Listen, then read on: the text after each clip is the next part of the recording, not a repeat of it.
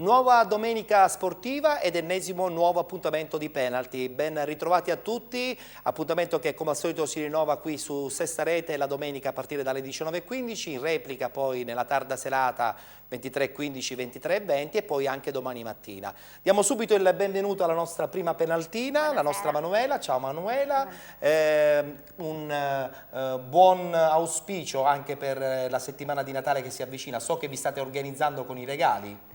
Ancora veramente non tanto. Spero che saranno più quelli che riceverò che quelli che dovrò fare.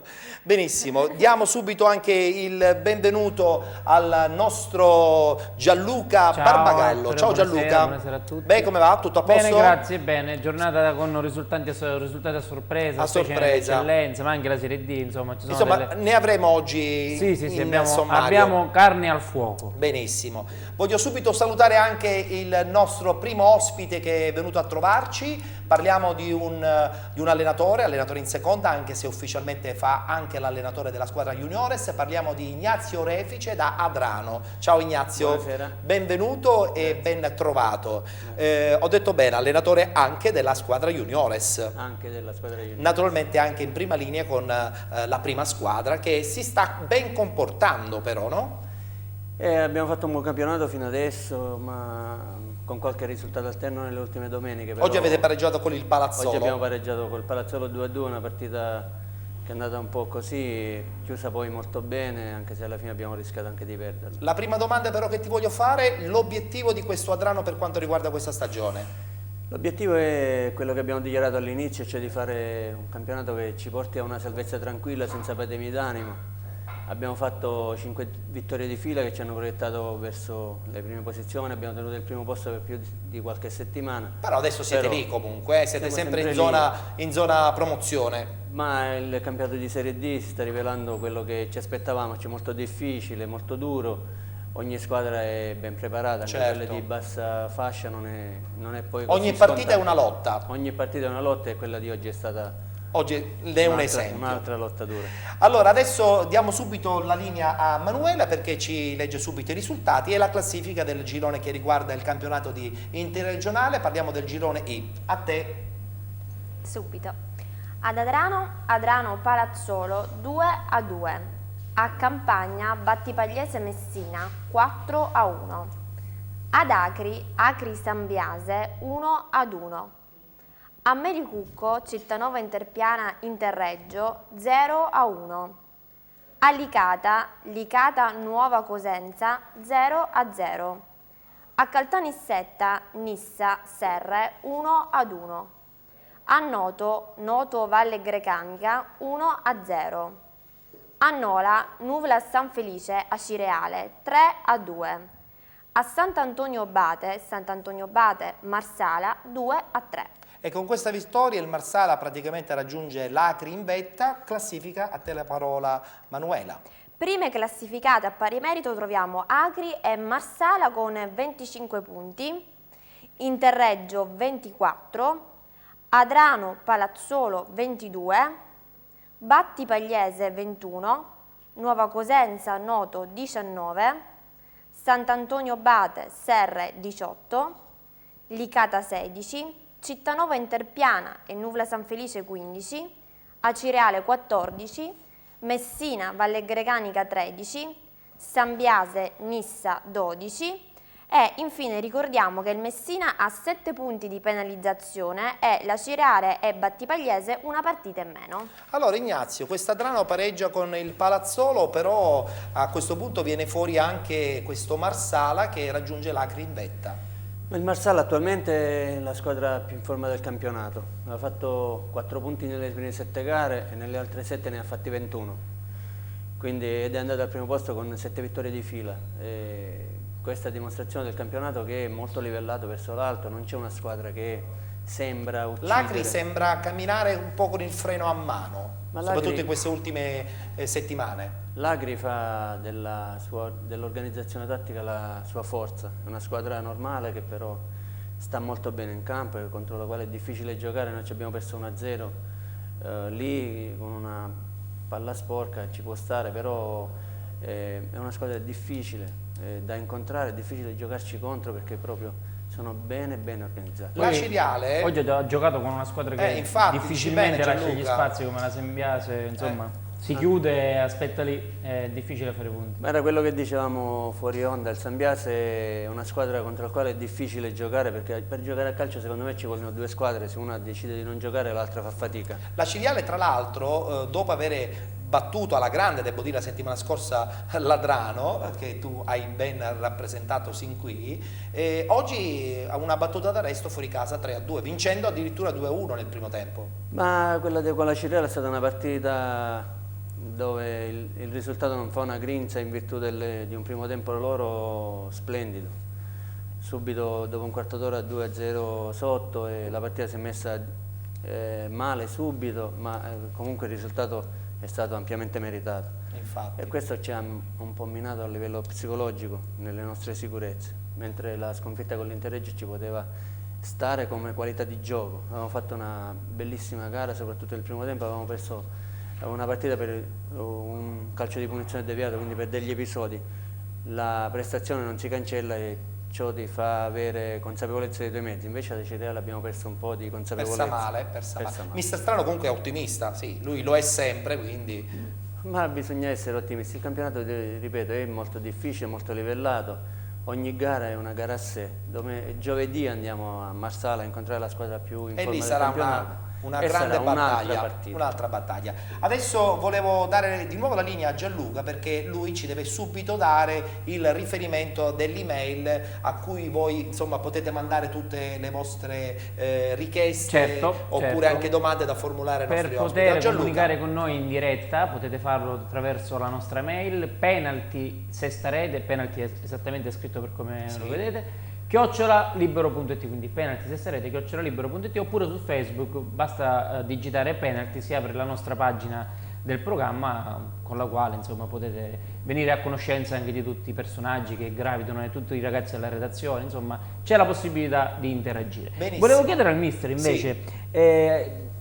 la Nissa oggi ha preso un punto che io credo che sia importante, perché la Nissa in settimana ha cambiato molto. Sì, nuovo anche direttore sportivo. Nuovo direttore, ma un po' tutto l'entourage, poi è un entourage che viene dal catanese, quindi c'è molta attenzione nei confronti della Nissa. Come lo reputa questo pareggio della Nissa con il Serre di oggi pomeriggio? Guarda, noi abbiamo incontrato la Nissa e onestamente non aveva fatto una buona partita, una squadra che ci aveva creato anche delle difficoltà.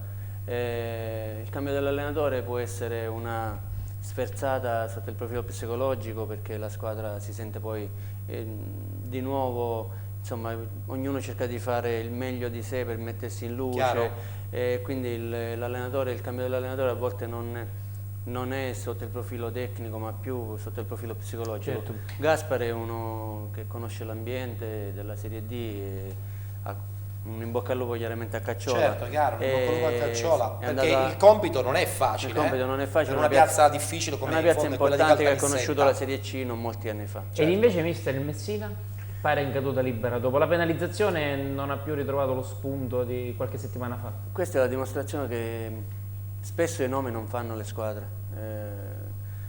Organico importante, nomi importanti, ma poi questi nomi bisogna metterli insieme e farli giocare, non è fare punti, e comunque l'ambiente influisce tanto sulle prestazioni. Infatti.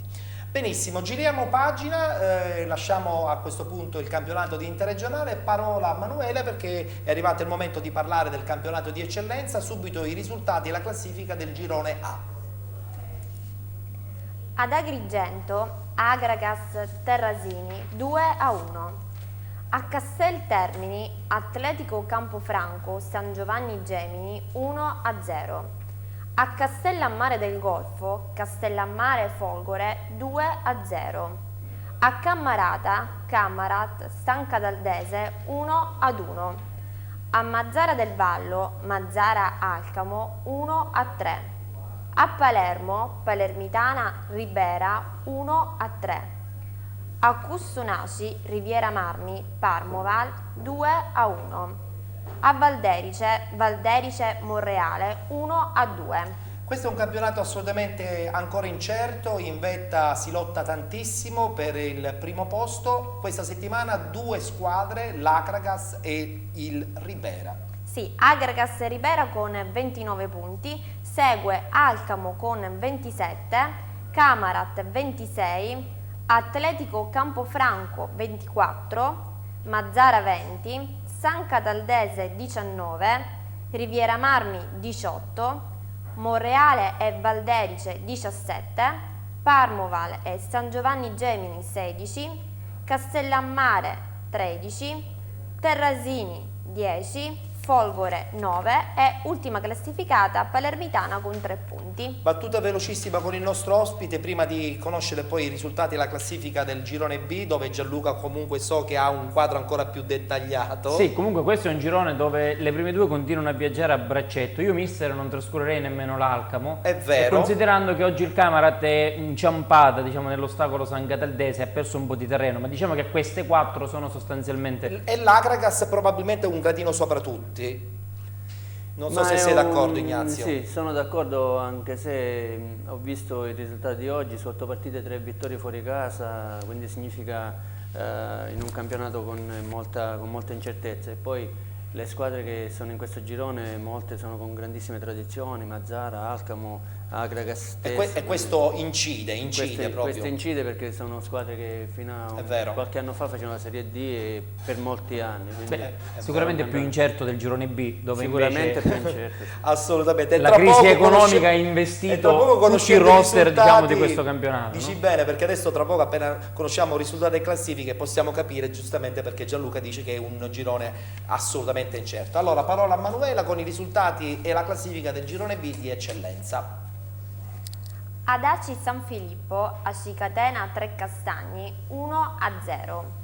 A Messina, Messina Leonzio 4-0. A Vittoria, Vittoria Aquila Caltagirone 3-0. A San Cataldo, Enna Comiso 1-0. A Mister Bianco Atletico Catania 5-0. A Modica, Modica 2 Torri 0-0. A Capodorlando, Orlandina Ragusa 2-2. Ad Avola, Real Avola, Taormina 2-2. Bene, come abbiamo già anticipato, il Città di Messina continua a essere sempre in vetta, a questo punto la classifica più dettagliata e poi vedremo insieme il punto della situazione, soprattutto di una squadra che ci riguarda da vicino, l'Atletico Catania. Città di Messina 37 punti, Ragusa 35, Real Avola 27, Vittoria 26, Acicatena 22, Due Torri 20, Taormina Mister Bianco 17, Comiso Orlandina 16, Aquila Caltagirone 13, Atletico Catania Trecastagni 11, Modica 7, Leonzio 6, Enna 1. Ricordiamo che l'Aquila Caltagirone e l'Atletico Catania hanno un punto di penalizzazione, Leonzio 2 punti di penalizzazione e l'Enna 6 punti di penalizzazione. Allora in testa il Città di Messina, seguita a rota dal Ragusa, che comunque ha soltanto pareggiato, non ha perso, quindi il distacco è soltanto limitato, ma a questo punto, come avevo anticipato, vediamo un servizio che riguarda la situazione ingarbugliatissima dell'Atletico Catania. Il servizio è firmato da Gianluca Barbagallo. C'è una mail da Adrano?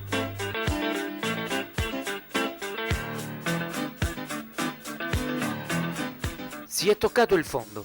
La stagione dell'Atletico Catania non sembra voler trovare serenità, anzi, tutto sembra in alto mare e il campionato comincia già a delineare una classifica pericolosa e deprimente per tutto l'ambiente. La società non è stata in grado sino ad ora di fare fronte agli impegni presi e così i calciatori che sino alla scorsa domenica vestivano la maglia blu hanno deciso di svincolarsi per cercare altre sistemazioni. Ciò ha comportato la sceneggiata di ieri a Mister Bianco, che ha visto la gloriosa maglia atletista subire l'onta vergognosa di una partita affrontata in 8. Peraltro tutti i ragazzini della Juniores da encomiare per averci messo la faccia. Una situazione allo sbando che ha visto fuggire in ordine cronologico prima il direttore sportivo Santopalma, poi lo staff tecnico con a capo Mister Richichi, che comunque qualche responsabilità ce l'hanno pure nell'aver allestito un organico sproporzionato per le garanzie economiche della società e palesemente incompleto, specie nel reparto d'attacco. Ma queste valutazioni lasciano il tempo che trovano. I fatti dicono che da mercoledì scorso l'Atletico Catania è senza quadri tecnici e calciatori. In prima battuta la tifoseria, dopo la ridicola figura di domenica scorsa a Grevina, figlia della negligenza della società, aveva invocato il ritorno dell'ex presidente Santo Crisafi, colui che regalò alla tifoseria atletista la vittoria del campionato di prima categoria e l'approdo alla promozione. Crisafi, che aveva raccolto l'appello dei tifosi mettendosi subito al lavoro nominando Antonio Marletta direttore sportivo e per cercare una soluzione con la squadra prima dell'apertura delle liste. Nominando il nuovo tecnico Corrado Vaccaro, già tecnico del Ragusa la scorsa stagione, ma nel fine settimana i vecchi soci atletisti hanno cambiato idea, revocando il mandato a Marletta. Poi la giornata di ieri, con il faccia a faccia tifosi società che ha ripristinato il rapporto con Marletta e ha sancito l'impegno totale di Crisafi, inizialmente come direttore generale, dal nuovo anno come presidente. Ciò dovrebbe portare a qualche schiarita e soprattutto a dare alla squadra un tecnico.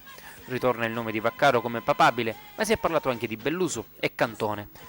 Ma soprattutto di rifare di sana pianta una squadra che avrà l'obiettivo della salvezza. Crisafi riuscirà a portare questa barca presa alla deriva in acque più tranquille? Buona fortuna.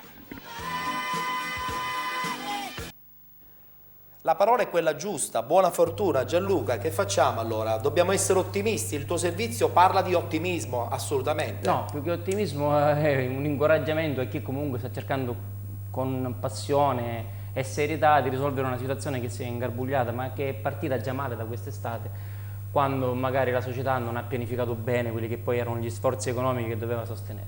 Per cui si è arrivati a queste 2 settimane che sono secondo me le più tristi della storia dell'Atletico Catania, perché non si gioca da 2 settimane e quindi in qualche modo ci sono delle responsabilità che vanno in qualche modo... Vogliamo dire cosa è successo effettivamente nella settimana partita di scorsa, sabato? allora, la settimana scorsa è successo che comunque mancava l'autorizzazione da parte del comune che deve concederla. Ed è incredibile. E questo è paradossale, più che paradossale, incredibile, perché è una infatti. squadra che chiede il campo, quando meno prima lo chiede al comune e poi lo chiede alla Lega. Vabbè. Poi succede che ieri praticamente c'è stato, non dico un ammutinamento, perché già da martedì i giocatori avevano deciso di svincolarsi, quindi di andare via, perché ricordiamo che dal giorno 1 si sono aperte le liste di trasferimento. D'altra parte a gennaio inizia un altro campionato. È già questa la prima domenica del nuovo campionato, Sì. per cui sono andati chiaramente tutti via e i ragazzi della Juniores non sono riusciti ad ottemperare all'impegno perché erano 8 numericamente, per cui dopo 20 minuti si giocava con un risultato pazzesco di Certo, 5-0, 5-0. per cui si è fatto quel trabocchetto dell'uomo in meno. Lo si conosciamo finisce lì. tutti questo. Ed è triste perché una società come l'Atletico Catania, che comunque ha sempre un certo blasone, non deve Infatti. ricorrere a certe situazioni. Vabbè, dobbiamo essere ottimisti però, perché da quello che L'ottimismo hai detto... parte dal fatto che comunque già in queste ore Marletta e Crisafi, perché Marletta già sta lavorando, quindi teoricamente martedì Corrado Vaccaro dovrebbe essere ufficialmente il nuovo allenatore dell'Atletico, portandosi in dote una serie di giocatori che andranno a completare la squadra. Speriamo bene allora, Gianluca. Sì, perché domenica c'è uno scontro diretto importante con l'Orlandina, che fra le altre cose oggi è la squadra che ha fatto il risultato a sorpresa, perché è riuscita a fermare un Ragusa che sin qui aveva sempre vinto, quindi Infatti. credo che sia una squadra che si sia rinforzata per bene. Volevo a questo punto congedare il nostro ospite, chiudendo con un piccolo parere riguardante appunto questo girone B, dove effettivamente il Messina e Ragusa sembrerebbero una spanna sopra gli altri e sicuramente sono le squadre da battere. Ma rispetto all'anno scorso è un campionato dove 2 squadre fanno un campionato e le altre ne fanno un altro. Non trascurerei nemmeno il fatto che se ci dovesse essere alla fine del campionato un distacco maggiore di 10 punti tra la seconda e la terza, Certo, questo non ci saranno nemmeno i playoff. nemmeno i playoff regionali, ma si andrebbe direttamente ai playoff nazionali con minori sorprese per chi deve andare ad affrontare dei playoff Certo. interni. Mister il a livello Vittoria, regionale. che in settimana ha preso Montalto, Chiaramonte. Bisogna vedere da qui a qualche Non è mese. facile però Non è amalgamare facile. tutto in un attimo. Non è facile perché ormai i punti che si sono accumulati sono tanti. È chiaro che devi intanto stare sotto i 10 punti di distacco dalla seconda e poi eventualmente andare a giocartela ai playoff nella migliore condizione fisica possibile. Allora, chiudiamo con una parentesi dedicata al tuo campionato che stai affrontando, il campionato giovanile Juniores. Voi fate parte del campionato Juniores regionale, però effettivamente siete fuori classifica perché poi siete ammessi di diritto al campionato nazionale, no? Ma il campionato nostro è un campionato strano, con poche squadre, un campionato che inizia e finisce subito, 14 giornate, dove tu hai È sbagliato poco questo, tempo per perché poter... non si dà spazio a costruire quei giocatori che poi possono servire per il campionato della prima squadra. Nella Juniors si lavora per crescere 1 o 2 giovani da mandare in prima squadra, soprattutto con i ragazzi 94 e 93, e le poche partite che tu hai a disposizione non ti permettono di poter pianificare e lavorare in una certa maniera.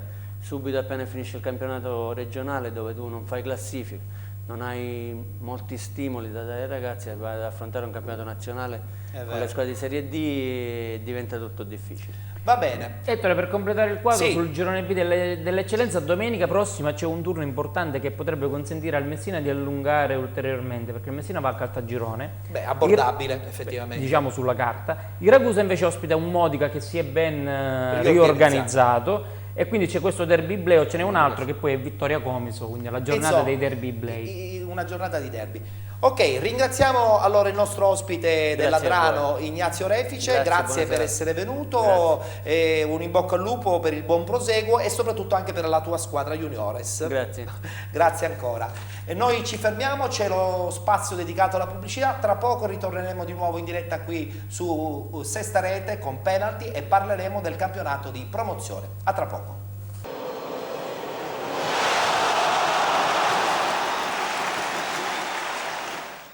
Rieccoci rientrati in studio, abbiamo cambiato la nostra penaltina, ci ha lasciato Manuela ed è arrivata invece Lorena. Buonasera a tutti. Ciao Lorena, come va? Bene, benissimo. Pronta per i risultati del campionato di promozione di prima categoria? Prontissimo. Benissimo, però prima di andare a conoscere i risultati che hanno insomma in un certo senso stabilito il quadro del campionato di promozione, andiamo subito invece a presentare il nostro nuovo ospite. Dato che parliamo di promozione, parliamo con un giocatore del campionato di promozione, dello Sporting Battiati, che non sta andando tanto bene. Parliamo con Mario Pandolfo. Ciao Mario. Salve a tutti. Ben arrivato. Insieme a Mario abbiamo il nostro conduttore per quanto riguarda il campionato di promozione, il nostro opinionista, il nostro coordinatore.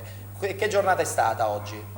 Una buona giornata per l'ACI Sant'Antonio, che continua la sua marcia trionfale verso l'eccellenza, diciamo. Ho capito, ho capito.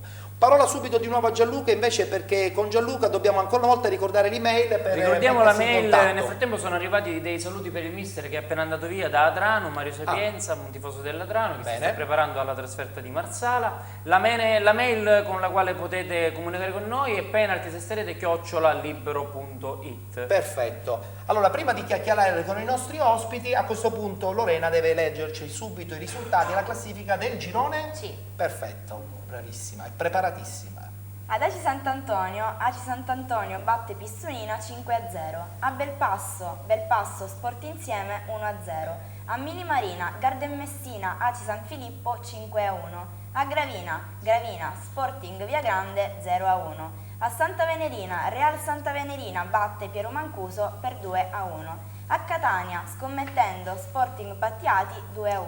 Ad Aci Bonaccorsi Spar San Gregorio 1-2. A Villafranca Tirrena Fiume Freddese 1-1.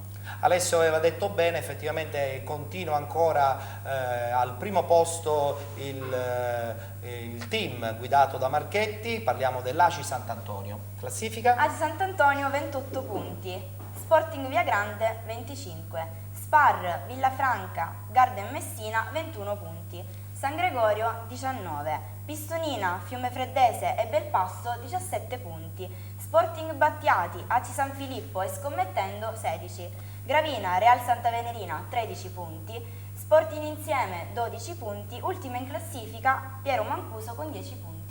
Mario Pandolfo, questo campionato di promozione è un campionato incerto, sempre in continua evoluzione, sia per quanto riguarda l'organizzazione interna delle società, che come dice sempre bene Gianluca, a gennaio cambiano tutte e quindi si rifà un nuovo campionato. Nel caso vostro ne parliamo dopo, perché chiaramente vogliamo fare un discorso a parte con il Battiati, ma in genere comunque i campionati di promozione sono anche questo.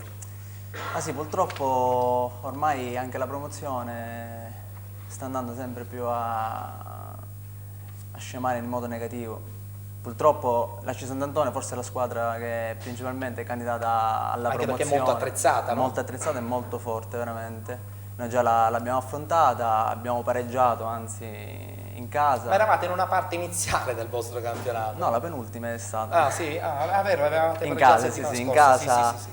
Anche se abbiamo iniziato molto bene il campionato, eravamo primi, eravamo distaccati e poi a un certo punto non so che Ma non cosa li è successo. anticipare, questo, non li anticipare, tra poco ne parleremo.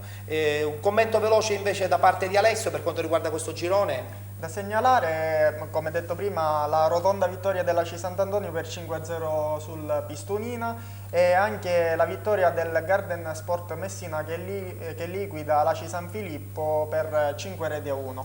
Ricordiamo che dall'ACI San Filippo è andato via anche il bomber Luca Bracciolano che Sì. è stato ospite qui settimana Sì. scorsa. Dove è andato? Al Mazzarà. Ah. Sempre in promozione però nell'altro girone. Nell'altro girone, adesso tra poco conosceremo anche i risultati. E poi sorprende sempre di più questo Sporting Via Grande che batte per 1-0 il Gravina. Benissimo, allora dato che abbiamo parlato del girone dove c'è anche il Mazzarà, subito parola a Lorena per i risultati sempre del campionato di promozione. Girone D. A Nissoria, a Gira San Sebastiano 0-0.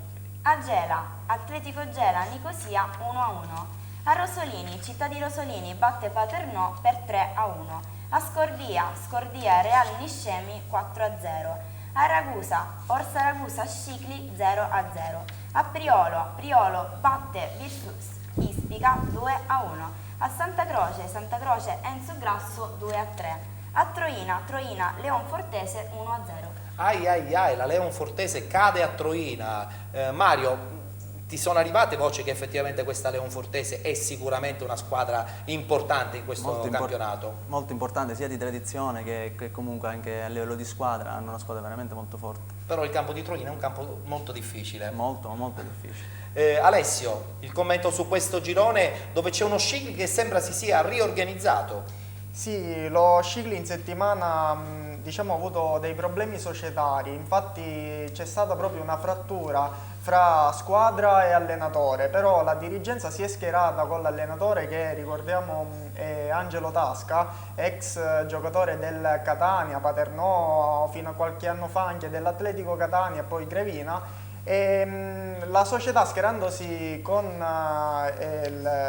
l'allenatore ha deciso di svincolare i giocatori Damiano Chipinti, Yuri Lutri, Saverio Dongola e Giovanni Grimaldi, dando un segnale forte all'allenatore e rinnovando appunto la fiducia appunto a questo allenatore.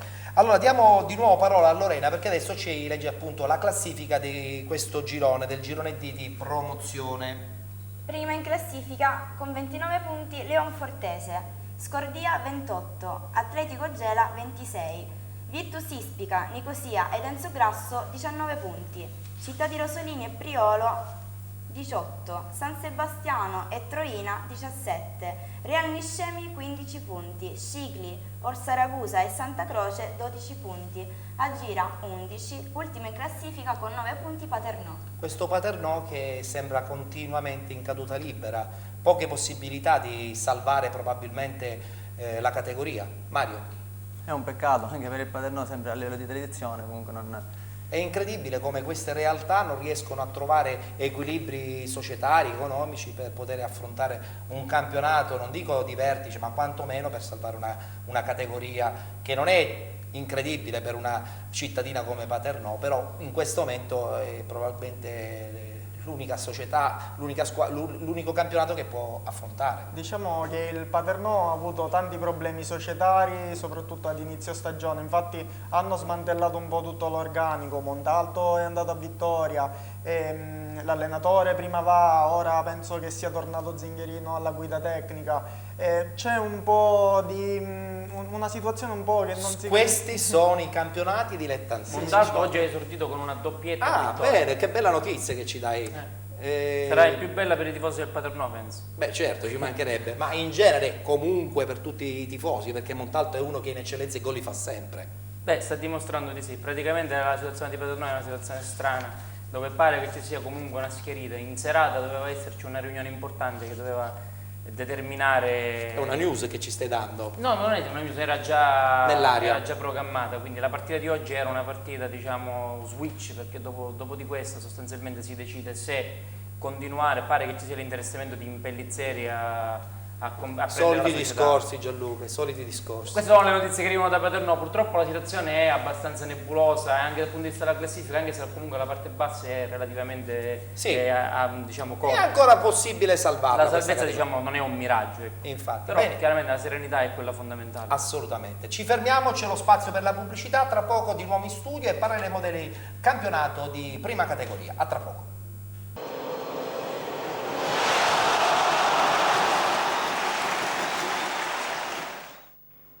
Siete ancora con Penalty, l'appuntamento sportivo del calcio dilettantistico, l'appuntamento che si rinnova ogni domenica a partire dalle 19.15, poi in replica alle 23.15 e domani mattina intorno alle ore 10. Prima di andare a leggere i risultati del campionato di prima categoria, voglio comunque chiudere la parentesi del campionato di promozione insieme a Mario Pandolfo. Allora, questo Battiati a questo punto ci interessa da vicino perché essendo una squadra catanese, voglio dire, dobbiamo conoscere che fine farà, perché i risultati in questo momento sono molto negativi, c'è qualche cosa che evidentemente non sta andando per il verso giusto.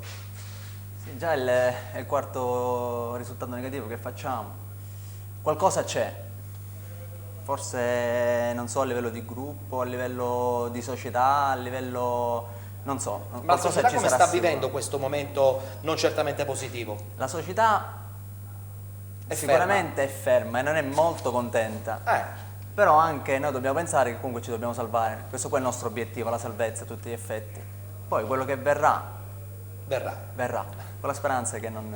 Certo. Domenica ricevete la Spar, un'altra partita Domenica- difficile. Un'altra partita difficile allora. Domenica è una gran bella partita difficile con la Spar, una squadra molto forte anche loro. Con la speranza che io riesca a rientrare perché comunque vengo Sei da infortunato? un infortunio sì, all'adduttore. Ed è un infortunio che non si recupera così facilmente, però bisogna stare attenti, perché Fisioterapia. poi dopo si rischia di rimanere ancora più a lungo fermi. Con la speranza di no. Infatti. Alessio, chiudiamo questa parentesi del campionato di promozione, vogliamo fare qualche anticipazione per il prossimo turno? Sì, la SCI Sant'Antonio sarà ospite della Piero Mancuso a Siracusa. Ultimi in classifica. Sì, e mentre lo Sporting Viagrande giocherà in casa contro il Belpasso. Poi una partita sicuramente da vedere sarà Gravina-San Gregorio, che con questo San Gregorio che comunque sta disputando un buon campionato di metà classifica, come ovviamente ci ha abituato anche negli ultimi anni. Una formazione semplicissima, c'è un ambiente molto Sano e familiare, tranquillo. sì, con a capo mister Malaguarnera. Tra l'altro volevo sottolineare, adesso per ritornare un attimo nel girone precedente, girone che il Viagrande continua a fare risultato. Ho Sì. incontrato il mister Buttò in settimana che mi ha detto meglio buttare comunque acqua sul fuoco perché insomma attualmente sì c'è una bella atmosfera, però lui si aspetta anche che arriveranno momenti negativi, quindi sta preparando l'ambiente. Già è loro difficile sono- domenica col Belpasso. C'hanno la partita col Belpasso domenica, quindi Loro insomma, sono una formazione che si divertono, sono una formazione giovane, corrono in campo, quindi tutto quello che di arriva, buono arriva, infatti. E prendo- comunque ricordiamo, perché tu erroneamente continui a dire a gennaio, che le liste nei campionati dei Si sono già dilettanti sono aperti. aperti l'1 dicembre e si chiuderanno il 17, giusto? Quindi- questa è quindi- stata la prima domenica del work in progress, domenica ci sarà la prossima domenica sarà la seconda. poi il 18 è l'ultima sono giornata. 2 settimane interlocutori, perché Poi poi, c'è il dal 18 riposo. diciamo le rose saranno complete e quindi ci Certo, perché resterà c'è il riposo e i campionati riprenderanno giorno 8. No, il 18 si gioca. Sì, il 18 si gioca e poi dopo il 18 ci sono le due Sarà la settimane prima di stop. partita con le rose già chiuse definitivamente. Infatti. Bene, allora chiudiamo la parentesi del campionato di promozione, ringraziamo il nostro Mario Pandolfo per la sua presenza quest'oggi qui a Penalty. Grazie a voi. Una battuta veloce, ottimismo? Sempre. Sempre, e questo è importante. Grazie come al solito alla disponibilità di Alessio, noi ci fermiamo e tra poco dopo la pubblicità riprenderemo con il campionato di prima categoria.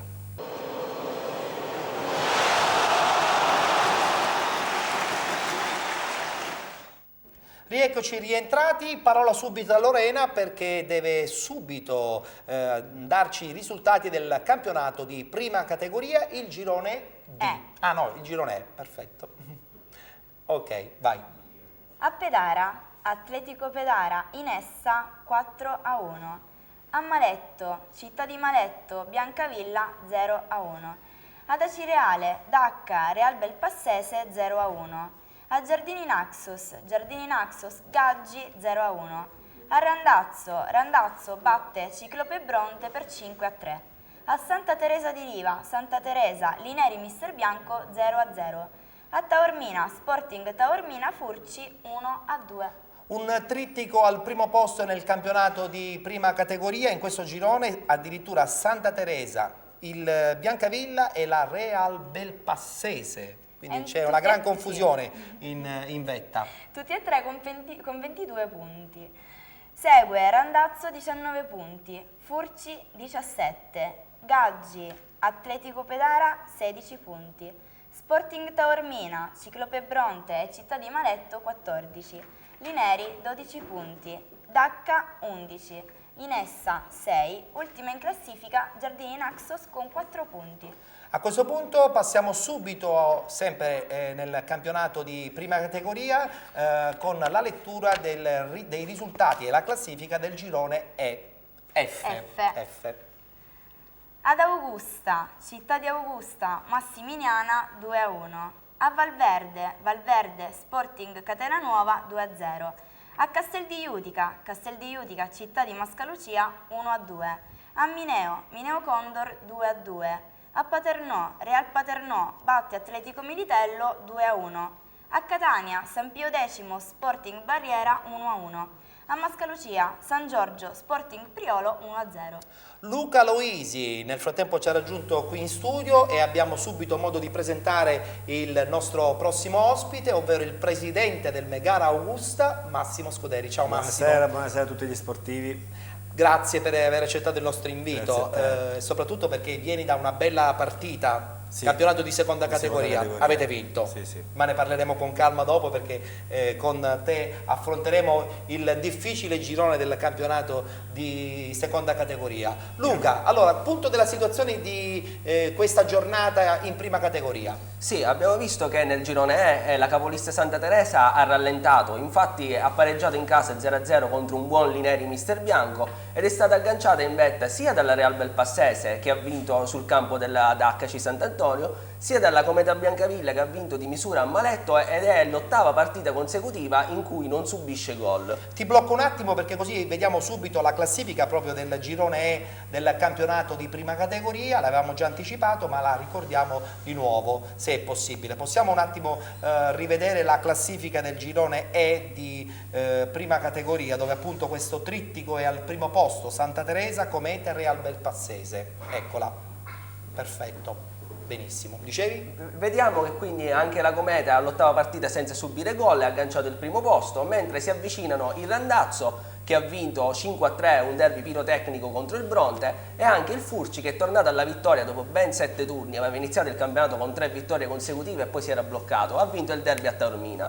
Inoltre possiamo vedere che nel prossimo turno ci sarà è un turno favorevole sulla carta la Cometa Biancavilla che attende il Giardini Naxos. Mentre vediamo che il Santa Teresa andrà a Bronte e la Belpassese invece andrà a Pedara. Insomma, sarà una domenica interessante. Una domenica molto interessante. Allora, velocissimamente adesso la lettura invece dell'altro girone di prima categoria, del girone F, e a te la parola Lorena. La classifica del girone F, dove appunto la San Pio ritorna in vetta con 24 punti.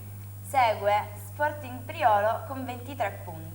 Città di Mascalucia 21, Valverde 20 punti, Città di Augusta 19, Sporting Barriera 18 punti, Massimiliana e San Giorgio 17 punti, Atletico Militello 14, Real Paternò 11 punti, Castel di Iudica e Sporting Catena Nuova 10 punti, Mineo 6 punti, ultima in classifica Condor con 3 punti.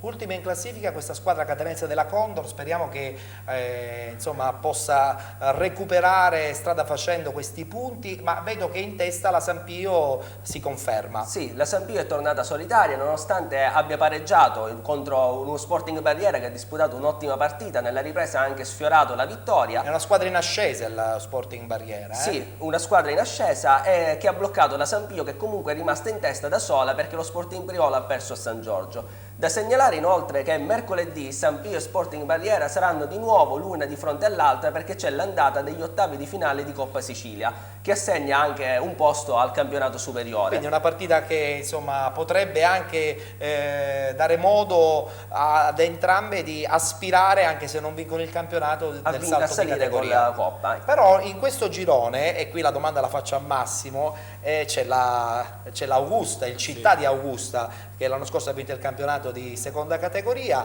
ma come vivete questo connubio con i cugini della Città di Augusta? Beh, sicuramente c'è sempre una lotta per la leadership. Diciamo che noi come Megara siamo la società storica certo. di Augusta, portiamo questo nome. Loro si sono affacciati, diciamo, da qualche anno, vincendo prima il campionato di terza col nome di Brucoli Augusta, poi quello di seconda, ma devo dire che hanno una squadra che sicuramente andrà fino alla fine a giocarsi il campionato. Giocatori di categoria. Hanno preso diversi giocatori, ma quasi tutti di categoria superiore. Certo, certo. Però lì c'è sempre il solito problema di un campo che non esiste. Un campo privato. Cioè non c'è il campo di calcio, esatto. non c'è lo stadio comunale, ed è incredibile. Luca, ma è mai possibile? Ma io una volta sono andato da Augusta a vedere ma questo campo è stato chiuso molto tempo fa. Sì, poi è stato chiuso nel 2005 per problemi inerenti agli scarti industriali che furono gettati nel sottosuolo. Da allora è rimasto chiuso. Sì, nel 2005. È incredibile. Una città come Augusta che non ha un campo dove giocare. Pensa tu, Catania ne ha uno solo.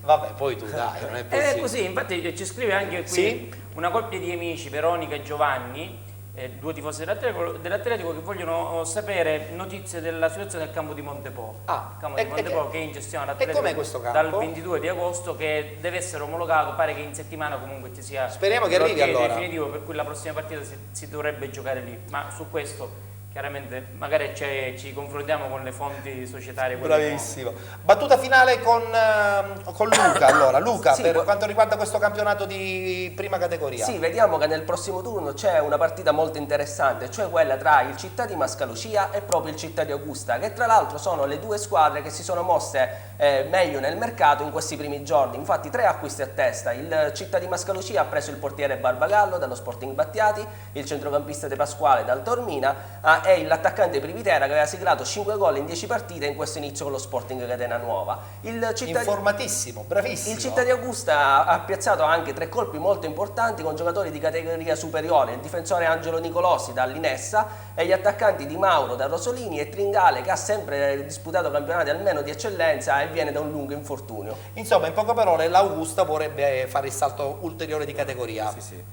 Adesso c'è anche l'innesto del direttore sportivo Sandro Carpinteri. Ah, addirittura. Sì, credo Sandro che sia una cosa... ancora nel giro? Già, sì, è nel giro. comunque nell'entourage, diciamo, dell'Augusta. Sì. Benissimo, grazie al nostro Luca Loisi. Noi adesso ci fermiamo perché è arrivato il momento di presentare la rubrica quindicinale all'interno di Penalty. La scorsa settimana, per la gioia di Gianluca, per la gioia di chiunque, abbiamo raccontato la straordinaria storia di Diego Armando Maradona. Sì. Che volevi dire? Che quel mattacchione di Cosimo Montalto ci saluta. Ah, benissimo, complimenti per la doppietta. Complimenti per la doppietta. Allora, dicevo, la settimana scorsa abbiamo rivisto in maniera straordinaria la vita di Diego Armando Maradona. Invece questa settimana, per la rubrica Sport Story, a Penalty raccontiamo un mondiale fantastico, il mondiale del 1994, che si è svolto negli Stati Uniti e dove l'Italia insomma è stata molto sfortunata, ha perso la finale ai rigori. A voi Sport Story.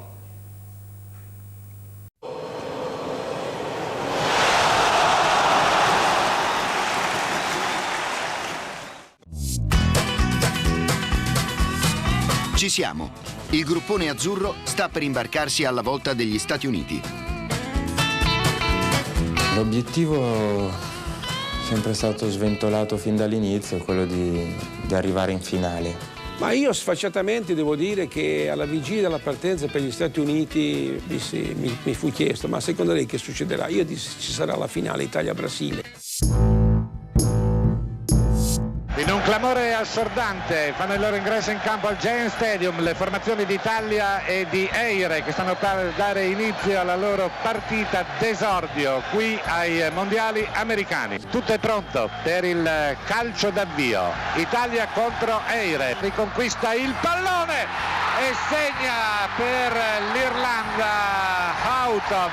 Ora si fa tutto molto difficile, 11 minuti di gioco, Irlanda è in vantaggio nei confronti dell'Italia. Fischia alla fine l'arbitro, esulta Jackie Chapman, Leire batte l'Italia per 1-0. Si avvertiva la nostra delusione, il nostro timore, più che paura, timore di poter aver compromesso con una partita subito magari il nostro cammino.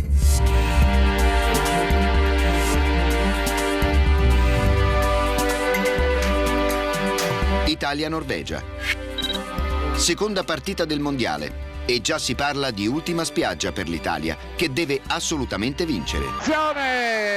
Troviamo la nostra difesa impreparata e Pagliuca, espulso Pagliuca che non sa darsi pace, entra in campo al suo posto naturalmente Marchegiani e dovrà essere tolto un giocatore di movimento. Esce Roberto Baggio. E vedete che Roberto Baggio sta dicendo: chi io? Signori, attenzione! Gol! Gol! Gol di Dino Baggio! Gol di Dino Baggio! Siamo in vantaggio! La gente sta con Sacchi stavolta. La vittoria scaccia ogni dubbio e scatena la passione dei tifosi.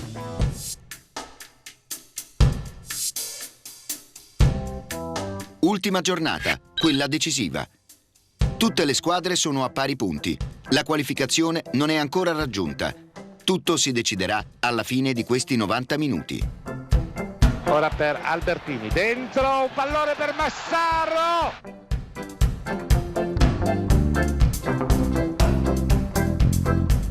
il gol! Vai Provvidenza, gol di Massaro! La possibilità di tiro e il gol da parte di Bernal. Ha segnato Bernal, 1-1. L'1-1 fa felice tutti, ma per l'Italia il passaggio al turno successivo avviene per il rotto della cuffia grazie all'ultimo posto disponibile tra le terze migliori piazzate. Italia-Nigeria. Ottavi di finale. Parabola alta, il pallone in gol. Palla in gol, errore dei nostri difensori che subiscono un gol davvero balordo. Ancora una iniziativa, attenzione, la palla è per Baggio e gol di Roberto Baggio al 43esimo del secondo tempo. Pallonetto per Benarrivo, giù, rigore. Sì!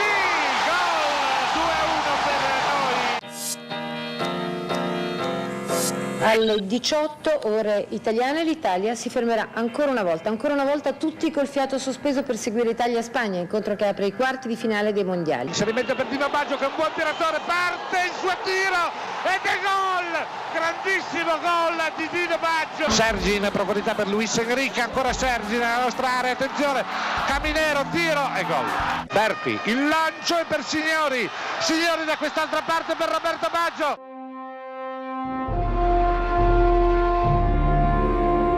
Roberto Baggio salta e segna Roberto Baggio al 42esimo del secondo tempo. Ormai mancano meno di 2 ore a Italia-Bulgaria, una partita che vale la finale del mondiale degli Stati Uniti. Si gira bene, converge, la palla è sul destro e c'è un grandissimo gol da parte di Roberto Baggio. Albertini, pallonetto, Roberto, tiro e gol! Raddoppio ancora di Roberto Baggio. Sembrava tutto bello, ma la cattiva sorte non perde occasione per offuscare il cielo azzurro con nubi cariche di pioggia. Baggio si è infortunato, proprio ora che la finale mondiale è stata raggiunta. E vedete le lacrime di Roberto Baggio. Il sogno mondiale è a un passo. Baggio c'è, gioca il codino anche se non è al massimo della forma.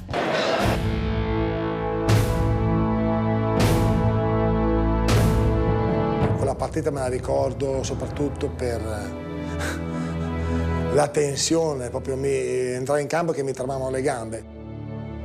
C'è anche Franco Baresi, incredibile. Dopo neanche 20 giorni dall'operazione al menisco, il nostro capitano è di nuovo in campo. Finalissima del campionato del mondo di calcio fra Brasile e Italia. Massaro e passa il tiro. Poi c'è la conclusione dalla lunga distanza che sfugge a Pagliuca da parte di Mauro Silva. Il fischio di Pool. Il 15° titolo di campione del mondo verrà assegnato per la prima volta nella storia ai calci di rigore. Tirerà per primo Baresi. Errore di Baresi che calcia altissimo. Pagliuca para! Grandissimo Pagliuca! 0-0 dopo i primi 2 rigori.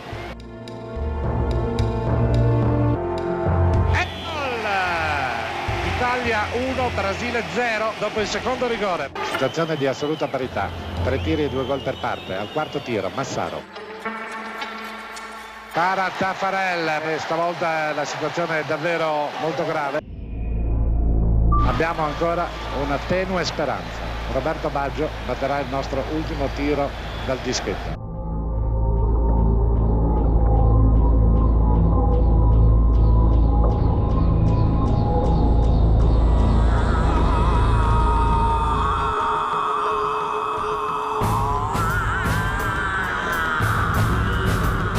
Il campionato del mondo è finito, lo vince il Brasile.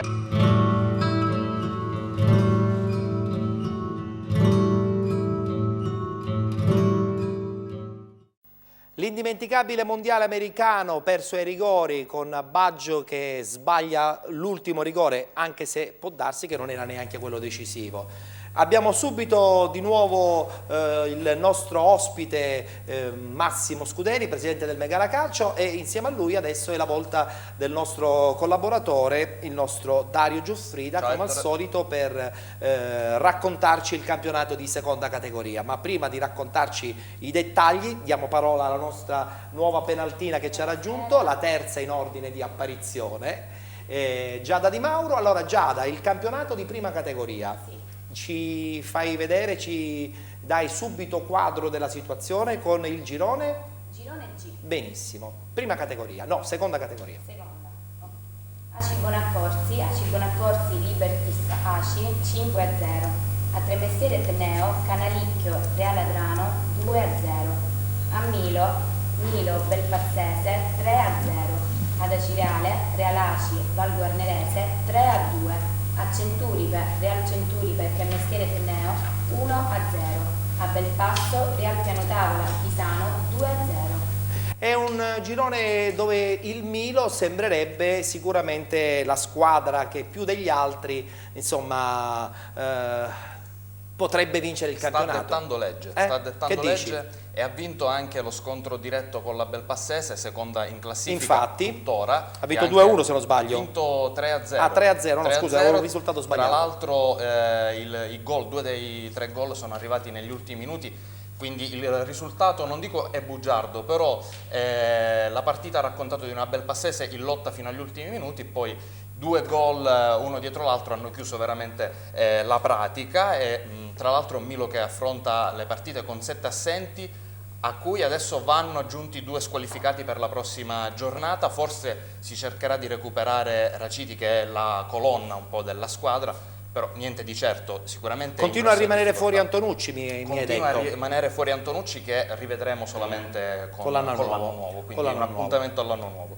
E tra l'altro c'è stata l'irruzione nella corsa alla vetta dell'ACI Bonaccorsi, che con un 5-0 pesantissimo alla Libertas Acireal è riuscita a scalare velocemente la vetta, e anche un ottimo risultato del Canalicchio che è andata a imporsi, soprattutto un Canalicchio che ha cambiato tanto, perché ha avuto 7 innesti nuovi in settimana, compreso di allenatore, che hanno subito funzionato, e quindi un ottimo lancio per questa ultima parte. Bene. Però diamo un attimo sguardo alla classifica nel dettaglio. Il girone è quello G, sempre di prima categoria, no, di seconda categoria, mi confondo sempre. E sempre in testa troviamo Milo. Appunto. Milo però con 25 punti, e segue Belpassese 19, ACI Bonaccorsi Val Guarnerese 15, Real Piano Tavola 14, Reale Aci Canalicchio 13, Pisano 11, Reale Adrano 9, Real Centuripe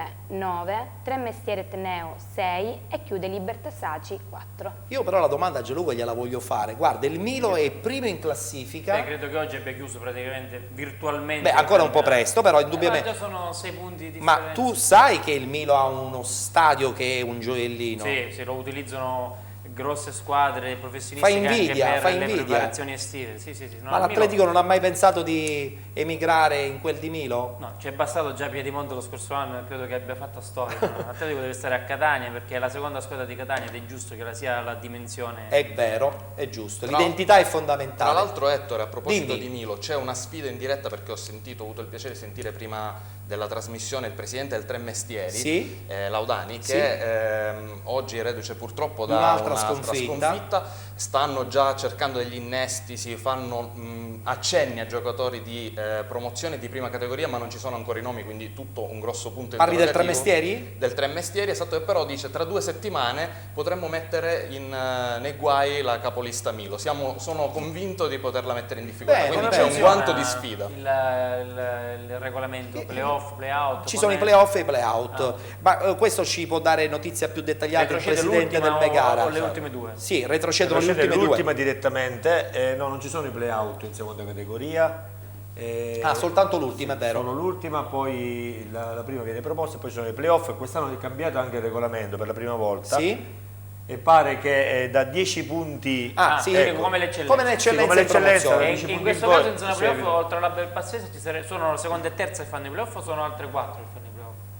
dalla seconda alla quinta fanno i playoff. Ah, quindi ancora il discorso è aperto per la seconda posizione. E parlando sul discorso del campo, come abbiamo detto con Gianluca, Milo ha una bellissima realtà. Il problema dell'Augusta è pazzesco, è pazzesco, ma l'amministrazione non fa niente. Non fa Massimo. niente, è anche un discorso, comunque voi parlate giustamente di Catania che ha i suoi problemi, ma so che nella provincia di Catania comunque i campi ci sono un po' malandati, ma ci sono. provincia di Siracusa siamo proprio all'anno zero, Io cioè i direi campi che- sono quelli degli anni 50. Ma io direi che forse è il caso di organizzare una trasmissione speciale sull'impiantistica sportiva, perché è un allarme che va lanciato, perché sì, è vero che Catania ha un solo campo, ma è anche vero che c'è un indotto di squadre dilettantistiche esagerate, che è superiore alle strutture che invece offre, no? È vero, è vero. Proseguiamo sempre con il campionato di seconda categoria, parola ancora alla nostra Giada per l'altro girone in Girone questione. H. Sì.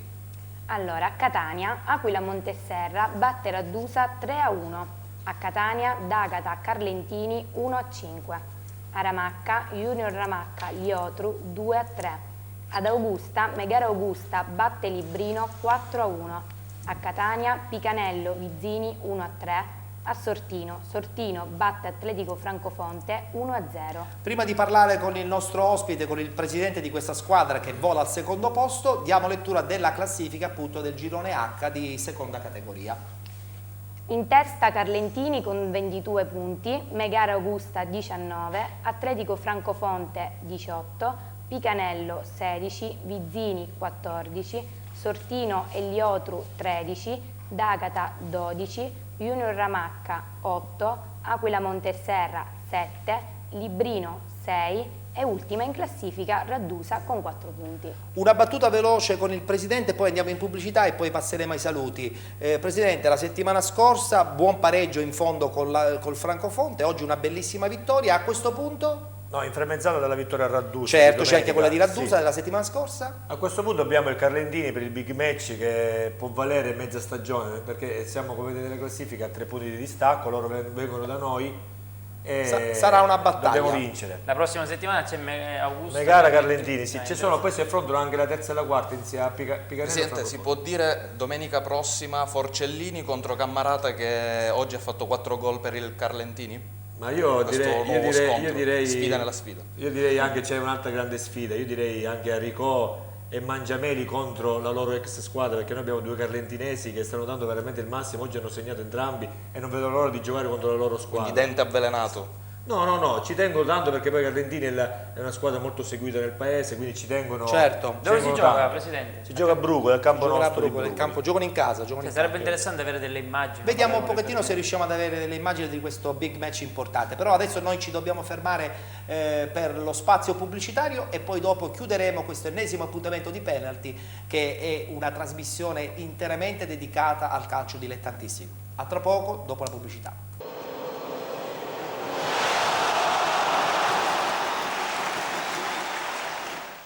Attorniato dalle penaltine, ultima tranche del nostro programma, ancora linea al nostro commentatore che ci parla ancora di questo campionato di seconda categoria, Dario Giuffrida. Allora, abbiamo detto che questo girone dove appunto c'è il Megara Augusta che si sta veramente comportando bene, è un girone dove sicuramente regna anche l'incertezza. Regna anche l'incertezza e regnerà ancora di più la prossima settimana, perché oltre allo scontro diretto fra prima e seconda, anche il Picanello affronterà l'Atletico Francofonte, quindi le prime 4 giocheranno fra loro e ci sarà la possibilità di accorciare questa classifica, cosa che ha fatto in fondo alla graduatoria questa settimana l'Aquila Monteserra, che ha cambiato allenatore e che è riuscita a emergere dopo settimane di magra, e quindi ora c'è un fondo classifica dove 4 squadre stanno in 2-3 punti, quindi molto compatto. Ancora complimenti al Vizzini, che è la squadra credo più giovane della categoria, che ha vinto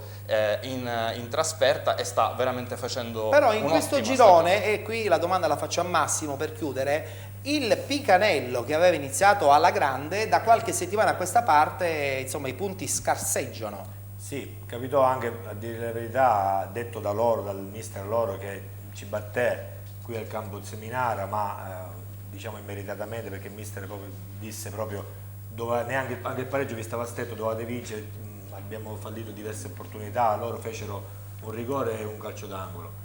Però al di là di questo, il Picanello sì è una bella realtà, ma noi pensiamo che il campionato sia a 3. Sia noi, Carlentini e Francofonte. Non mettiamo nessuna squadra catanese allora dentro? Io avevo considerato un'incognita catanese, ma l'ho viste quasi tutte, penso che non ce la faranno a reggere, perché ci sono tre corazzate davanti. È vero. Carlentini ha cambiato società e noi siamo riusciti a prendere questi 2 giocatori prima che arrivasse la nuova società e bloccasse tutti i trasferimenti. Noi abbiamo potuto prendere altri giocatori, quindi stanno tentando di vincere anche loro. Noi ci siamo. Il Francofonte è l'ex Francofonte di promozione, sì, che quindi c'è già su categorie, come struttura con anche giocatori anche di promozione, quindi sarà una bella lotta al vertice. Gianluca, tu non sai che io da piccolino vedevo le partite del Megara Augusta in televisione. È importante, guarda che è una società storica, piccolino. Società storica. Ero innamorato della maglia verde e nero. Esatto, ce l'abbiamo ancora. Quindi me ne deve regalare la prossima volta la porterò qui. No, me ne deve regalare, no, la porta a me, non senza me ne deve regalare una. Gianluca, per chiudere, è arrivata ancora qualche altra email? Sì, la nostra amica Santa Grassia ci saluta e ci fa i complimenti. Benissimo, ma vedo che ci sono un sacco di ragazze che ci seguono. È chiaro, no? Giustamente, perché sei il nostro Gianluca.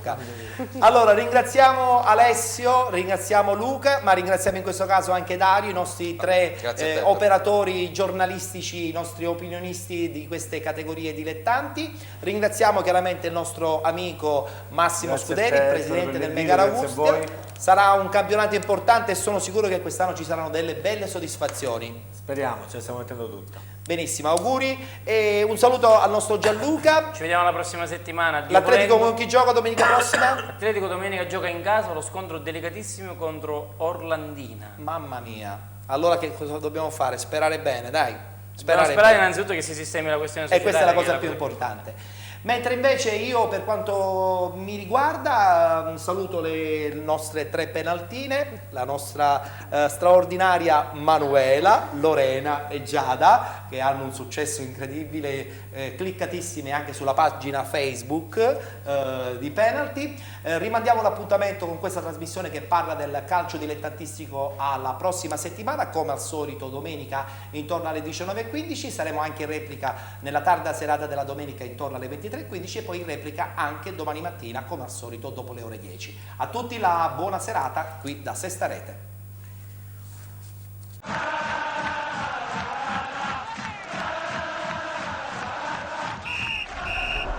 Piove o c'è sole, un rigore sbagliato lo fa un giocatore. Piove o c'è sole, chi ama